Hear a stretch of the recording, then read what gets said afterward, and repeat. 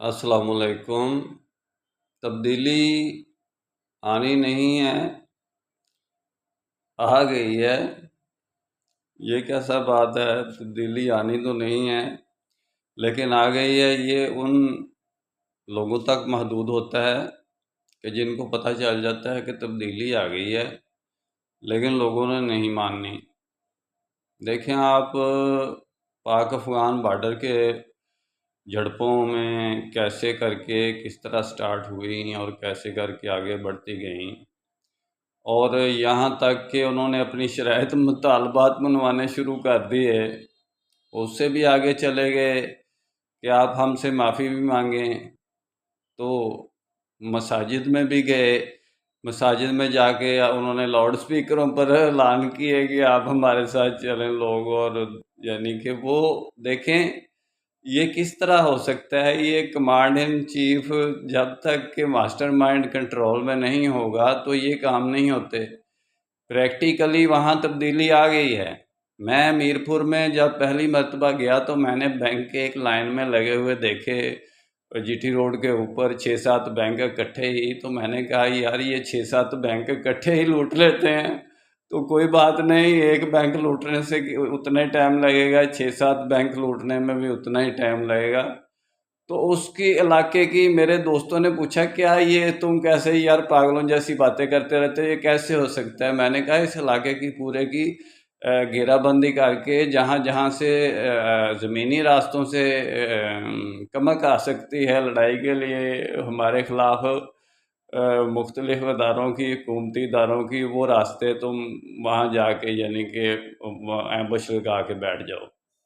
तो इधर मसाजिद में ऐलान कर देते हैं और कह देते हैं भाई हमें झगड़ा नहीं करना, किसी से कोई लड़ाई नहीं है। बैंकों वालों को भी कह देना, हेलो हजरात, बैंकों वाले भी अपना पैसे काउंटर कैश पे रखते हैं, कोई लड़ाई नहीं करनी, आपको कोई नहीं मारेगा। तो इस तरह करके ये काम करना है।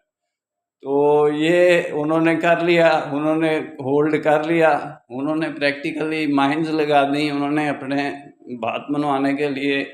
आप उनकी बात के बगैर यानी कि एक कदम भी वहाँ उस इलाके में नहीं चल सकते, गाड़ियाँ लेके फिर नहीं सकते, हुकूमती सरकारी। उन्होंने कमांडो तरीके से इसको यानी कि साबित कर दिया कि हम ताकत रखते हैं, लेकिन हमने आपको माफ़ किया। हकीकत में चाहिए तो ये कि आपको हमसे माफ़ी मांगनी चाहिए कि हम लोग यानी कि ये काम नहीं कर रहे, ये लड़ाई का काम आप करवा रहे हैं हमसे, हमें दुश्मन समझकर आप लोग हमारे ऊपर फायर खोल रहे हैं या आप लड़ रहे हैं। बात ये नहीं है, बात ये है कि बात तो ये है कि हम तो चाहते हैं इस्लाम। अब ये लंबी बात हो गई कि वो शरीयत चाहते हैं या इस्लाम चाहते हैं या नफाज चाहते हैं या क्या चाहते हैं, क्या नहीं चाहते। हुकूमत चाहते हैं, डायरेक्टली इमारत इस्लामी के बारे में अजीब किस्म का फ़लसफ़ा उन्होंने गढ़ा हुआ है, जो कि कुनड़ में गढ़ा गया था पहले जमीलुर रहमान की हुकूमत में। शेख जमीलुर रहमान के बाद फिर वहाँ पे जो स्टेबिलिटी नहीं रही, फिर तालिबान आ गए, उसके बाद वही इलाका नूरस्तान का यानी वहाँ से मिलता है जिस बॉर्डर से ये बातें हो रही हैं।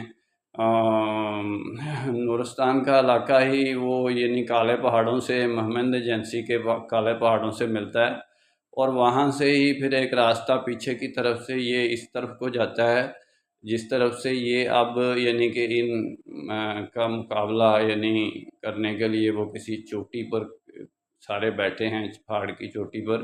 तो लेकिन कहने का मकसद ये है कि ये वो अपनी सिर्फ पावर शो करवा रहे हैं कि हम हैं, हम ये काम कर सकते हैं, लेकिन हम नहीं कर रहे। किस वजह से? कि हम भी मुस्लिमीन हैं और आप भी मुस्लिमीन हैं। आए अपना फ़ैसला अल्लाह और उसके रसूल की तरफ लौटाने की कोशिश करते हैं, लेकिन वो जज्बाती हैं, उनको बताने का तरीका नहीं है, उनको बात करने का इल्म नहीं है कि हमने कैसे ये उम्मत की तकसीम है और पावर तकसीम हुई हुई है, हम किस तरह करके ये काम कर रहे हैं। इस तरह तो वो लड़ाई हो जाएगी। अगर हम अमन के रास्ते पे जाके अपना यही मैसेज उनको कन्वर्ट कर दें तो उससे अच्छी कौन सी बात है कि अमन अच्छा है या लड़ाई अच्छी है?